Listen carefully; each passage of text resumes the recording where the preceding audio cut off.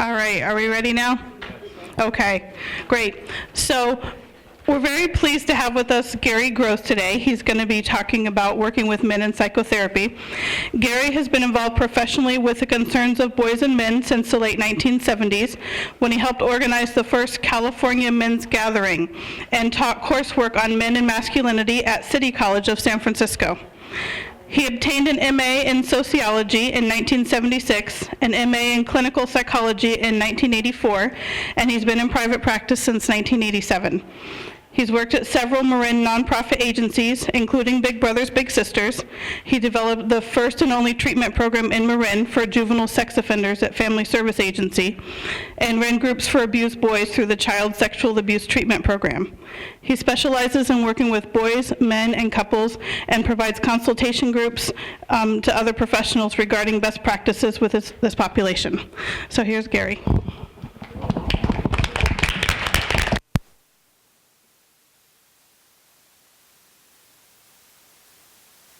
Let's see if it's any better now. Is that better? Okay. They tell me it may cut out, so it'll just be like cell phone reception. Thank you for having me here. It's really a pleasure to be here. I have had Erica's job for the last 3 years down in RECAMFT, so I know what it's like to put together one of these things. Can we turn this down a little bit? I'm hearing. It's a little quiet on our side. Is it really? Yeah. Huh. Well, okay. But I can walk around a little bit, so that's good. I'm a typical guy. It's hard for me to stand still. So if I can move around, I usually like it. I'll probably kind of get stuck behind the lectern because that's where my notes are, but I really do like moving.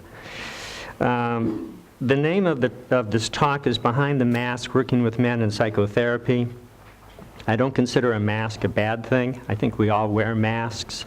I have a background in sociology, and one of the models in sociology I liked a lot was called the dramaturgical model, where we have a front stage and a backstage. I'm obviously on the front stage now. But a little while ago, I was sitting back there, and it was just lovely. I thought, I wonder who's going to talk today. I hope they're interesting. There's a film that Jennifer Seibel Newsom did called The Mask You Live in March of 2015. Anybody heard of this or seen it? Okay. That is a very typical traditional men's movement film. And I had the title of this talk before that film came out, so it's not connected to that. I did have an exercise that you'll see on the outline called Just for Fun, but we skipped that because of time and because I have a lot of material, but it has to do with whether computers are male or female in Spanish. So if you're interested in this, I can show it to you, or I can send it to you online. My email address should be on something. Yeah, website, that's on there. And I'm happy to go over it. But those of you who speak Spanish, is it a masculine or feminine noun? Feminine? Yes. Wow. Well, the last time I talked to people who spoke Spanish, they told me that it was masculine. El computador. It's computadora. Oh, good. Okay. I'm glad to hear that. It's a long story.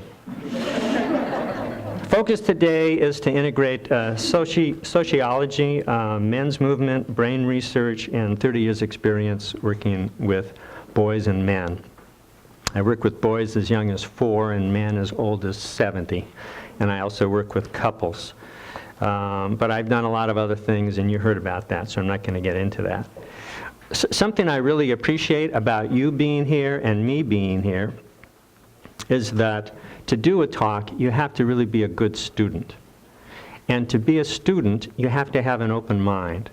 And I really appreciate the concept that all of us who consider ourselves experts, it's really important that we also consider ourselves learners. I have a quote from Shunryu Suzuki. "If your mind is empty, it is ready for anything. In the beginner's mind, there are many possibilities, but in the expert's mind, there are few." I'm a big fan of quotations, so I'll be throwing a few out here and there. I'm taking a developmental perspective. In the beginning of this talk, I'm kind of dividing it into 3 sections. The first section is on how male and female brains differ. The second section, I think I'm going to abbreviate. It's life issues that create problems for men. And I want to focus on only 3 of the 10 that are there. If I ever write a book, I've got the chapters already laid out. But in an hour and a half, I just can't do it justice.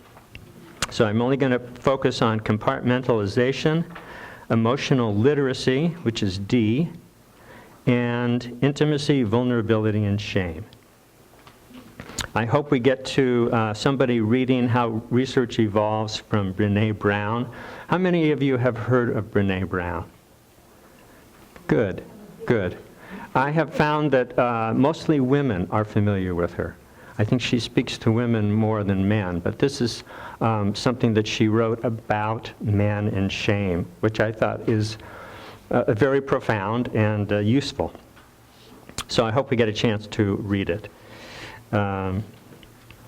My focus today is white, middle-class, heterosexual males. With a background in sociology, I have a lot of respect for the diversity that is in the world. I also have a lot of assumptions that we work in something of a bubble, oftentimes. I'm glad to hear about the diversity that all of you are doing in your work. But I think overall, therapy tends to be kind of a white, middle-class thing. And what is it, first world, is that, I got that right, as opposed to third world? Yeah, right, okay. Also, this topic, men, we hold up the other half of the sky. So this is something which is so close to all of us that it's hard to, in some ways, stand back and look at this issue separately or with a certain level of objectivity. There's a Zen saying that I really like: the fish are the last to discover the ocean. And I believe that the ocean that we all swim in with men is that we may take a lot of things for granted. But my focus is going to be white, middle-class, heterosexual males.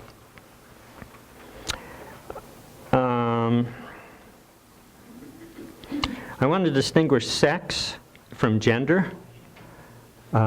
This isn't spoken about very often in these kind of talks, nor to me is class or a lot of other things, but or race for that matter. But male, female is sex, and gender is masculine, feminine. And so when I taught a class at City College in San Francisco, it was called Men and Masculinity. And if you can imagine this back in the 70s, guess who came to my class, men or women? Women. Women.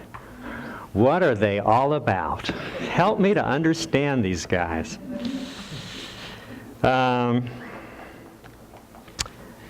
So let's see.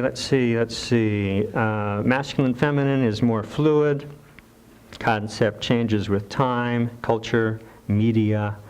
All of us are on a continuum regarding masculine, feminine, and gender traits. I, myself, am pretty comfortable with the fact that I have a lot of female gender traits. That's okay with me. It's not okay with some guys. I think most of us therapist types that are men have to be kind of in that spectrum. We have to be at that end of it, because we're talking about feelings. And as a group, that's not something that men do that comfortably. We'll talk more about that today. I also think it's important that we be able to change with the times. When I think about the ways that homosexuality, transgenders, race, the rights of women back in the 70s, things have changed a lot. Not enough, but they've changed a lot. And that's exciting for me. Last thing for introduction, there's an implicit and explicit comparison of one sex with the other. And it's easy to fall into caricatures or stereotypes. But anytime you talk about men, you're going to be comparing them to women. So I'll be doing some of that today. Group exercise. I started this exercise when I was teaching a sociology class, introductory sociology at City College, San Francisco. It was an exercise that I really enjoyed doing. And it was a paper, and people had to go home and write at least 3 pages. Some of the guys had trouble writing 3 pages. Here's the subject, and I want you to consider this, and then kind of first thing that comes to your mind, just tell the audience what you think. So this is sort of a free-for-all for 5 minutes. I mean, we're not going to do this very long. The question is, if you were born the opposite sex, how would your life be different?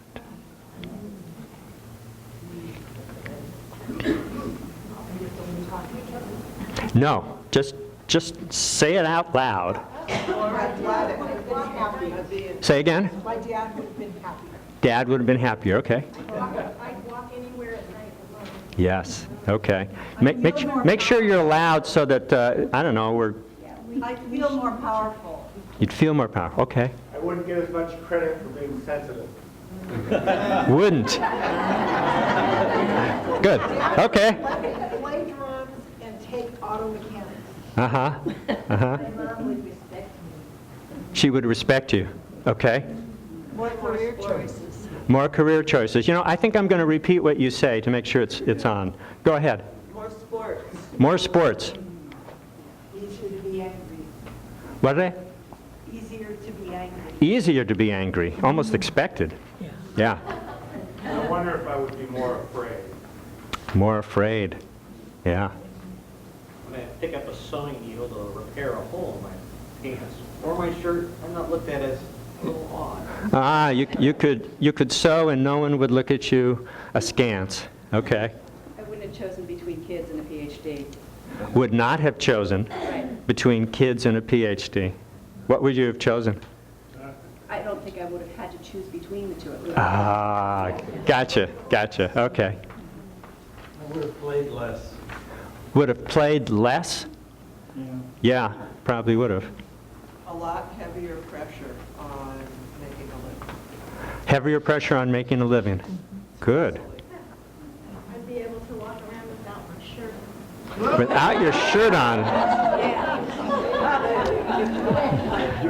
Yes. No guilt trips from my mom about not having kids. About not having kids. Okay. Yes. I would have been strong. You would have been strong? Yeah. Okay. I'd never have to worry about wearing high heels. That's true. Okay. Okay, 3 more and that's it. Did you want? I wouldn't have had to be worried all the time about my own safety. Safety, yes, I've heard that one. Okay, good. I wouldn't have to shave my legs or worry about my hair, ever. All right, okay. Okay to take up space. It's okay to take up space. I think we'll end on that one. We guys are good at that. You go to the movie theater, and you know, if there's somebody already there and they're on the arms, and if you're a guy, but then you're touching. Oh, so it gets a little squirrely. Okay, when I did this exercise with City College students, they were young adults, and some of the guys, they couldn't write 3 pages. It was a fate worse than death. I mean, they started thinking about, well, sex and having periods and safety and having people checking you out. They didn't like it. And the women, power, strength, less fear. It was just an eye-opener for me, and that's why it became a favorite assignment. And I like to put it into these talks because whether you do it in writing or you do it verbally, you get a sense of anatomy is destiny to some degree. So I want to talk about how male and female brains differ. I consider this talking at you. I've only allotted a half an hour, and there's only 10 minutes of that left. So I'm going to go over this kind of quickly. All embryos for the first 3 months are gender neutral or female at conception. We are the default. We guys are the default. We come along with the Y chromosome at around 8 weeks, and that creates the male sex. Johnny is born. We're going to call him Johnny. 25% of brain is developed at birth. Most develops in the next 25 years. You're all familiar with neuroplasticity, the concept, I hope. Pretty important concept these days. Testosterone alters the structure of Johnny's brain at birth. Something called Mullerian inhibiting substance, MIS, defeminizes his body and his brain circuits, killing female reproductive organs and creating male organs. A lot of this material I'm taking from a book, which I like a lot, and I'll show you. Luann Byzantine wrote a book called The Male Brain. This is her second book. The first one was The Female Brain. If you look carefully, you can see what the brain is made out of, which I think is pretty cool. Anybody can tell me what it is? You can't see it. Duct tape. Very good. I was going to say ribbon. The miracle of duct tape. On the cover of the female brain is telephone connections. And the emphasis is so much more for women on connections. So I'm referring to this book, and if I get a chance, I'll read a little bit from this book, which I just read while I was on vacation. This is what I read on vacation. Women and Men in Conversation by a sociolinguist. Are those in your bibliography? Yes. Thank you. Yes. Oh, let me just make a reference to that. This is a real bibliography. I've read every one of them, and I use them. And if you have any questions about any things that I'm talking about, here's the resources. If you have any questions about which of the resources I'm using in my talk, I can tell you. I have magazine articles, books, and then TED Talks and other online resources. The type on this thing keeps going, gets smaller.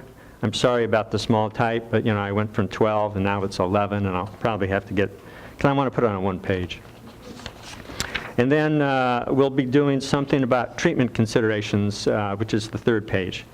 And you don't have the fourth page, which is about the computer and which gender a computer should be. In Italian, it's male. Say again? In Italian, computer is male. It is. Okay.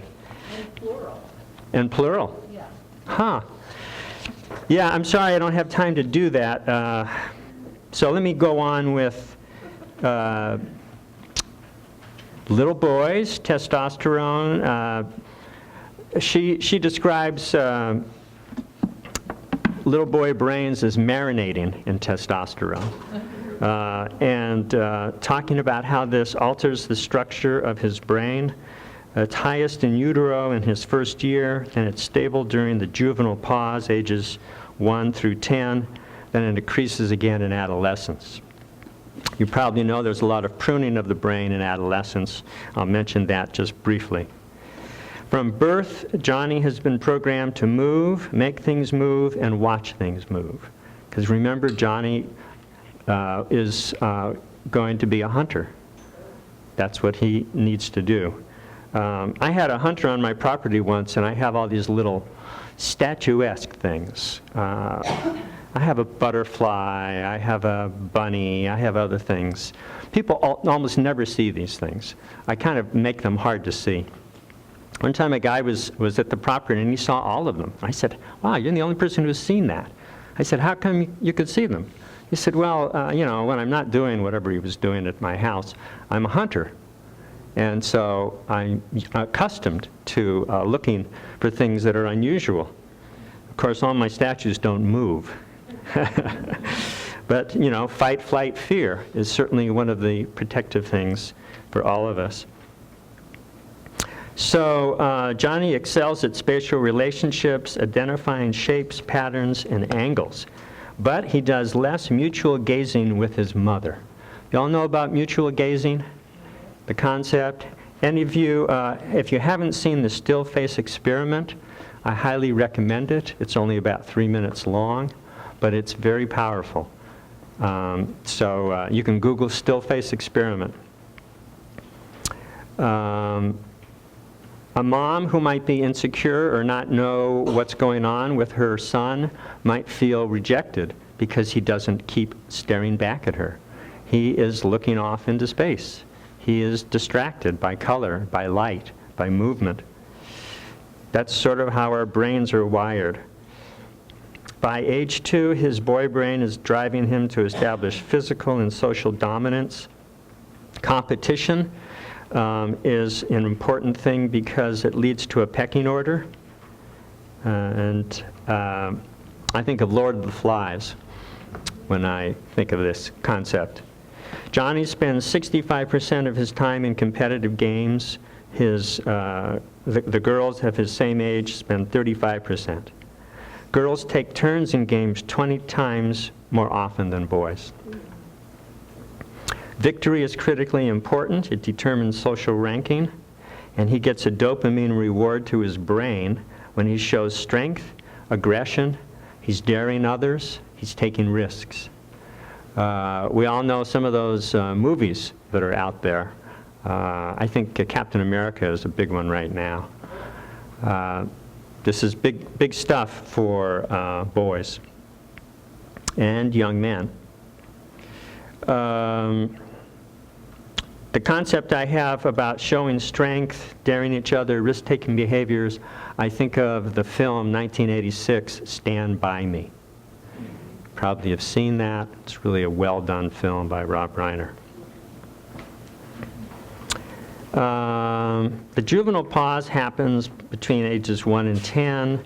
Johnny is especially interested in alpha males, sports figures, firemen, Ninja Turtles, Ghostbusters. I don't know how lately you've been to Toys R Us or someplace like that. But if you want to go down the aisles and you want to see how sex role stereotyping is still alive and well, go to a Toys R Us. It's pretty amazing. So I want to summarize a little bit about this childhood stuff that's only in a couple of paragraphs in You Just Don't Understand. Even if they grow up in the same neighborhood, on the same block, or in the same house, girls and boys grow up in different worlds of words. Others talk to them differently and expect and accept different ways of talking from them. Most important, children learn how to talk, how to have conversations, not only from their parents, but from their peers. Boys tend to play outside in large groups that are hierarchically structured. Their groups have a leader who tells others what to do and how to do it, and resists doing what other boys propose. It is by giving orders and making them stick that high status is negotiated. Another way boys achieve status is to take center stage by telling stories and jokes and by sidetracking or challenging the stories and jokes of others. Boys' games have winners and losers and elaborate systems of rules that are frequently the subject of arguments. Finally, boys are frequently heard to boast of their skill and argue about who is best at what. I don't know how many of you guys play these kind of games, but it was always so tiresome because half the game was arguing. Can we get on with it? Can we just play? Here's what she says about girls. Girls, on the other hand, play in small groups or in pairs. The center of a girl's social life is a best friend. Within the group, intimacy is key. Differentiation is measured by relative closeness. In their most frequent games, such as jump rope and hopscotch, everyone gets a turn. Many of their activities, such as playing house, do not have winners or losers. Though some girls are certainly more skilled than others, girls are expected not to boast about it or show that they think they are better than the others. Girls don't give orders. They express their preferences as suggestions, and suggestions are likely to be accepted. Whereas boys say, "Gimme that," and "Get out of here." Girls say, "Let's do this," and "How about that?" Anything else is put down as bossy. They don't grab center stage, they don't want it, so they don't challenge each other directly. And much of the time, they simply sit together and talk. What a concept. Girls are not accustomed to jockeying for status in an obvious way. They are more concerned that they be liked. Now, this is written by a sociolinguist, and the book is from 1990. I don't know that things have changed that much. It's kind of up to, you can decide that for yourselves. But I liked her kind of thumbnail description of the differences with boys and girls. Let me skip quickly to adolescence, a pivotal time of pruning neuronal connections, risk-taking rebellion. Experiences here can affect the rest of his life. The connection between his amygdala, his activating system, and his prefrontal cortex, his inhibiting system, is not very strong, and it leads to problems. Problems with judgment, impulse control, emotional regulation. And if I was going to take the time to talk about maturity and immaturity in men, I'd be talking more about this aspect of what happens with guys who don't want to grow up. Peter Pan, puer kind of thing. Testosterone in adolescence increases 20 times during the ages of 9 to 15. If it was coffee, an 8-year-old would be having 1 cup a day.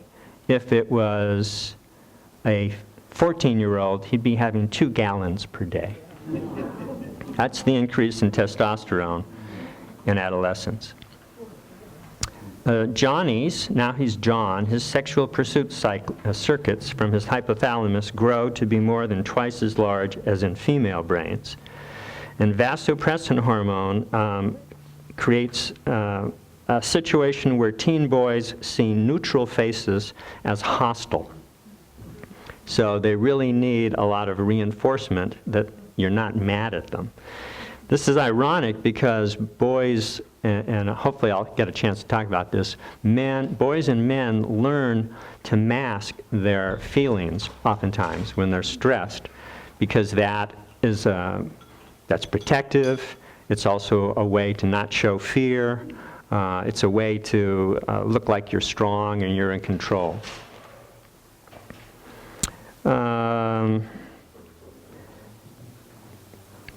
Boys may disappear into adolescence. Girls excel at language skills and emotional literacy, and I'll talk about that in a minute. They are more compliant with authority figures. The connections between their PFC and their amygdala are ahead of boys by 2 to 3 years. Women believe showing their emotions is useful.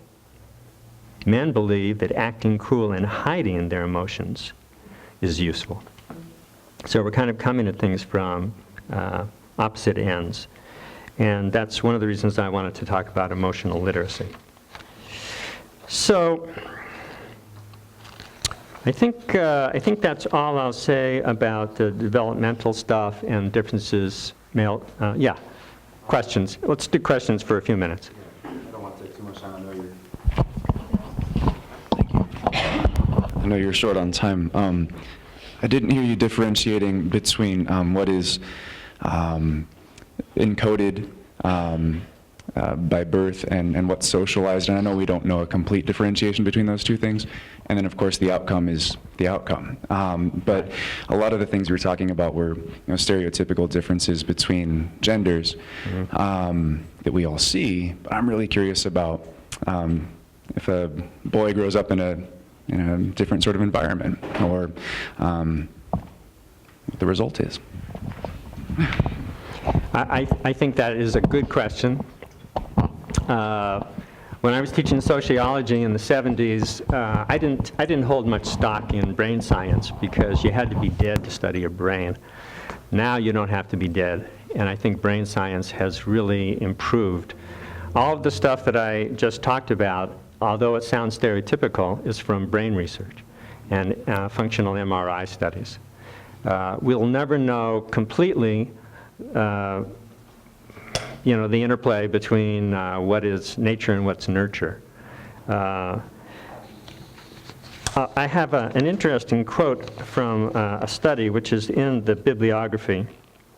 It's called "Male and Female Brains Really Are Built Differently." And this was an analysis of the MRIs of 949 people aged 8 to 22. And they found that, from the University of Pennsylvania, they found that male brains have more connections within each hemisphere, while female brains are more interconnected between hemispheres. And even with that information, it's still not really clear how much that is going to determine behavior. And anytime an academic publishes something which could be controversial, they always have a disclaimer. So here's the disclaimer, which addresses your question. Acknowledging brain effects by gender does not mean these are immutable, permanent determinants of behavior, but rather they may play a part within a multitude of factors and certainly can be shaped by social and environmental influences. Professor of Psychiatry, Columbia University, Dr. Anke Earhart. I only say that because nobody knows. I think cross-cultural studies and longitudinal studies would be the most important and impactful. I don't know that we have that. But I do want to say that at least, I don't know, if you can see where my little business card is sticking out of this book, that's the back end of the book. That's all citations and notes from research. This is a very well-researched. A third of the book is only her studies. Secondary research, not primary. She doesn't do primary.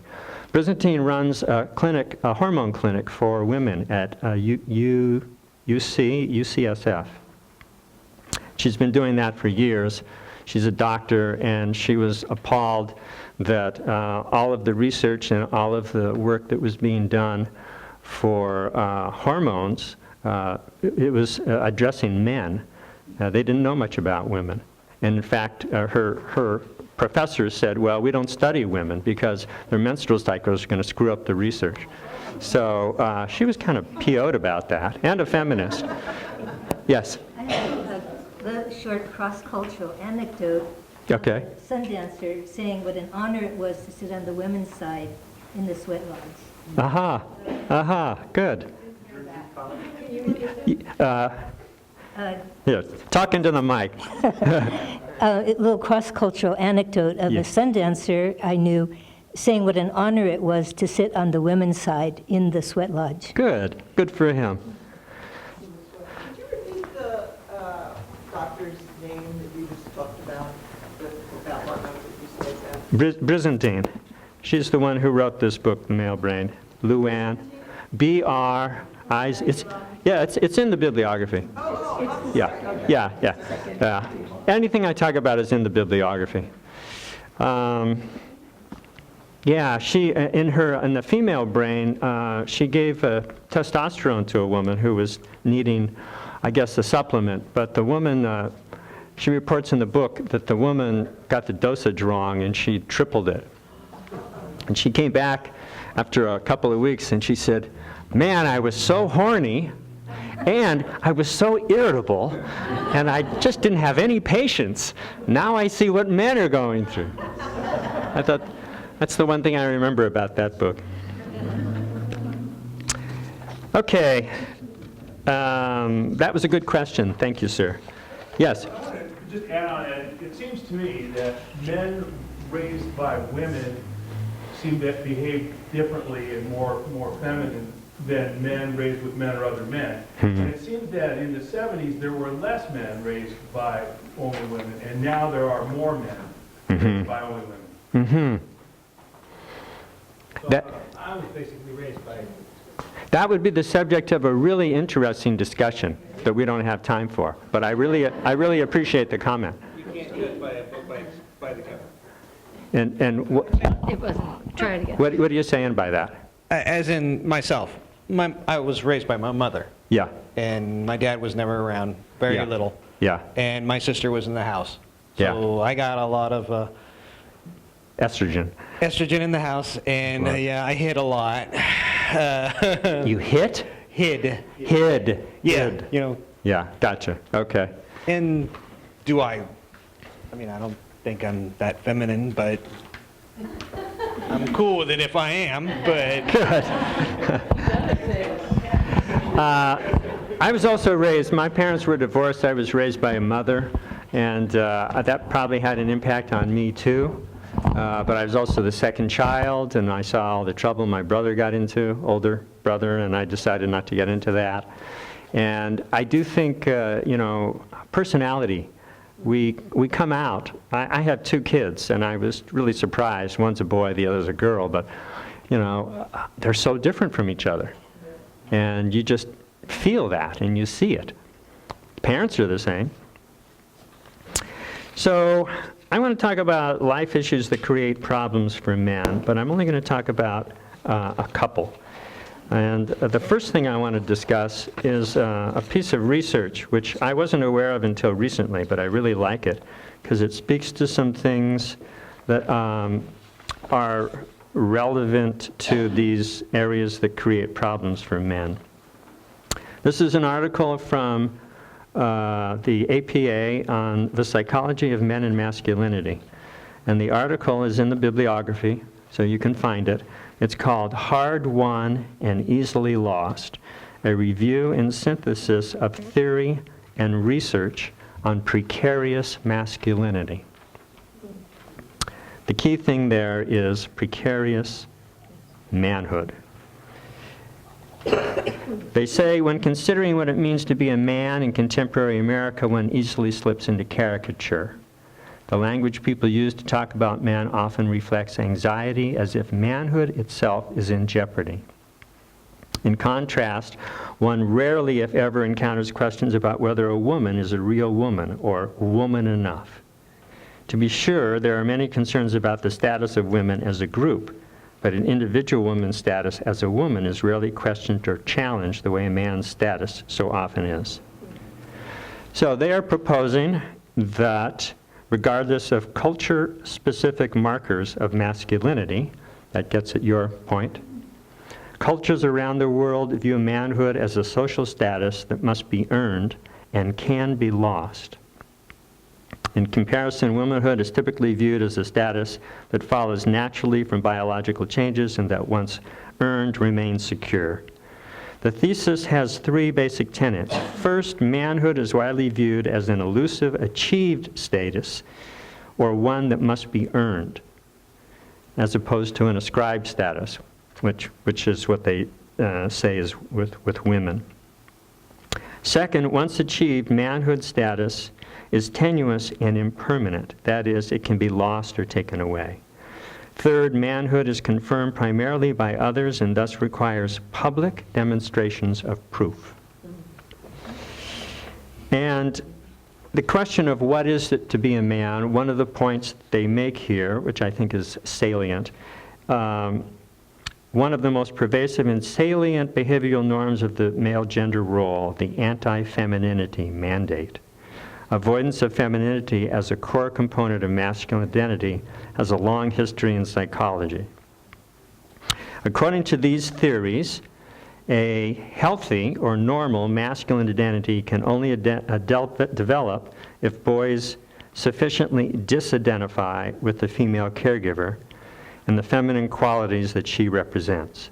Thus, manhood itself is defined in part by an aversion to femininity. So, I don't know if I can drink with this thing on. Good. So, I'm going to posit here that masculinity is a somewhat fragile entity that we all embody, but it can be lost, it can be It can be soiled, besmirched, stigmatized. I've had women say to me when I was expressing some kind of feeling, "Don't be such a wuss," or "man up." I remember with a couple of women, a guy walked by in the street, and they were talking to each other with me, 2 women and me. We were sitting on the stoop at this apartment. I was in my 20s. This guy was an attractive guy.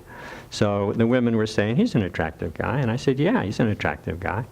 Well, I found out later that the 2 women thought that I was gay because I thought he was an attractive guy.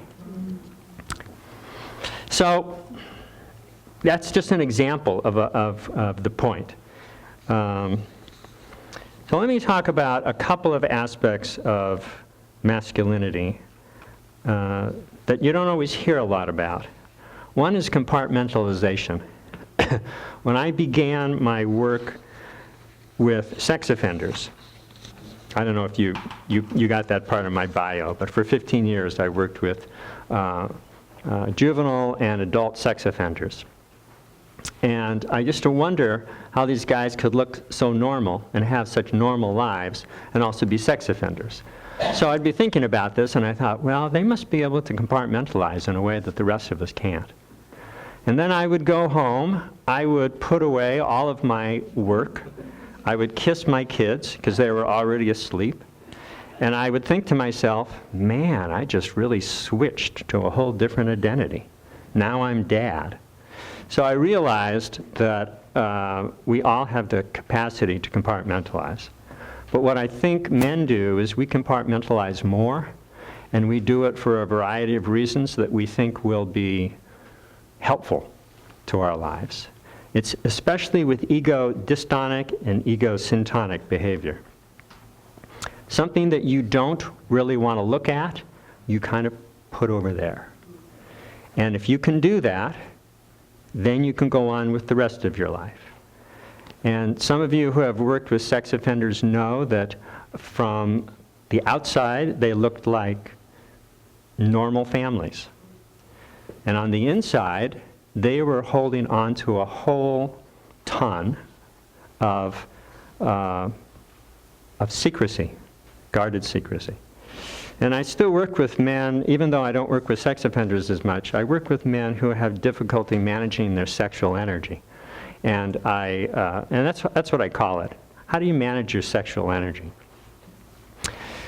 And that is still a problem because men are prone to having affairs, to going to masseuses, to doing things that they're not proud of and they don't want anyone to know. And the more that they can hide it, the more that they can compartmentalize it.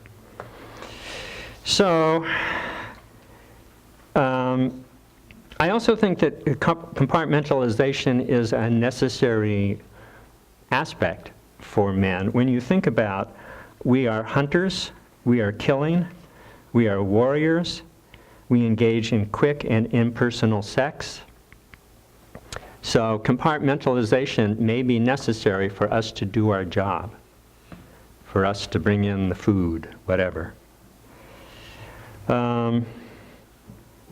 I see this as a kind of avoidance. And Pat Shelton, anybody heard of her? Pat Shelton, who does a lot of work with affairs, believes that avoidantly attached people have learned to live without expressing emotions. They compartmentalize and think this makes them more self-sufficient. I believe that men feel that compartmentalization is a necessary coping strategy. It holds the promise of safety, but it inadvertently creates a web of shame-based secrecy. Getting honest becomes an insurmountable task. I've asked people who have spent a lot of their lives lying, maybe you should stop lying. And they don't know where they would begin. How would I stop? It's what they know.